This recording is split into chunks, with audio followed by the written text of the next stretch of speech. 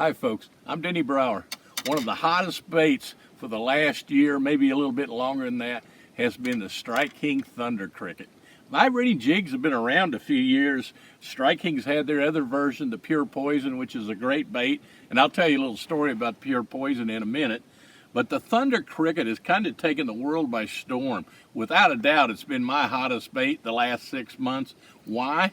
It catches big fish. There's just something about this bait. They like the frequency, the vibration, whatever you want to call it, and it certainly does attract a lot of fish. They actually brought it out in 4 different sizes: 3/8, half, 5/8, and 3/4. My favorite size for me personally is the 1/2 ounce. If you're in an area where you're fishing super shallow water, maybe the 3/8 ounce will become your favorite. I have found something out about these baits. There's some days they love the 1/2 ounce. There's other days they like the 5/8 ounce. What's different about them? The 5/8 actually hits a little harder, vibrates a little more strong, to where I guess when they're more aggressive they may want that louder vibration.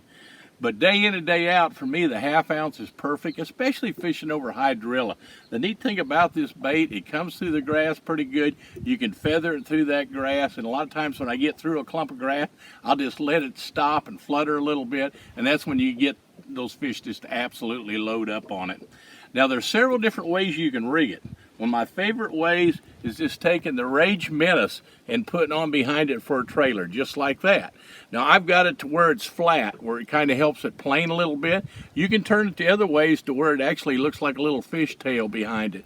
But that Menace is a tremendous little trailer to have on behind. If you're ever in doubt about a trailer that works perfect, try the Menace. It doesn't overload the bait, which is something you don't want to do with a vibrating jig. You don't want to have too big a trailer where it cuts down on the vibration. You want it able to just sit there and vibrate freely.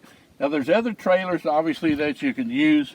The Rage Bug works fine as a trailer behind it. If I'm on smallmouth water, I love to go with like a green pumpkin colored. We've got the colored blade, so you actually, it looks like a crawfish in the water. You don't have a bunch of flash like a shad or anything like that. And I take the baby Rage Craw and I put it behind it, and it just looks like a crawdad scooting across the water. And on smallmouth water, that combination right there has absolutely been a killer for me. Now, if you want a little bit more subtle action with it, you can take a bait we call the Rage Blade, and it's got more of a shimmy action behind the bait. So that makes a good trailer. Now, I will say this.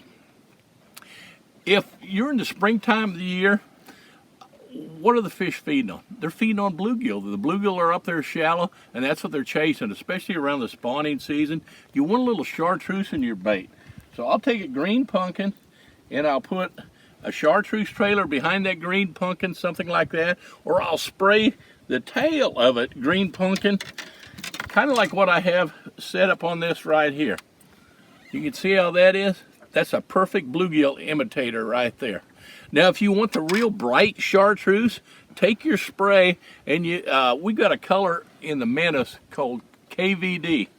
And you can take that KVD color and spray it, and it'll get a lot brighter than if you took a green pumpkin and sprayed it, because the green pumpkin's darker to start with. This has got a little lighter tint to it, and it'll really make that bait pop. So just a little tip when you're fishing around bluegill, if you want to get a lot of strikes, make it look like a bluegill. Obviously, after that, when they start getting on the shad bite, then you want to go to your whites and those type of colors. But Strike King makes a Thunder Cricket in several different colors. There's obviously endless ways that you can use trailers behind it. One little tip here about using a trailer like this, a paddle tail type trailer like the Rage Swimmer.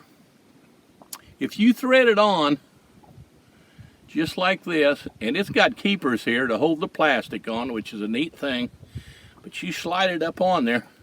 Okay, now I've got this set up to where the boot tail is down. As it swims through the water, what's that boot tail going to do? It's going to actually want to rise a little bit. So it's going to almost want to pull the bait up.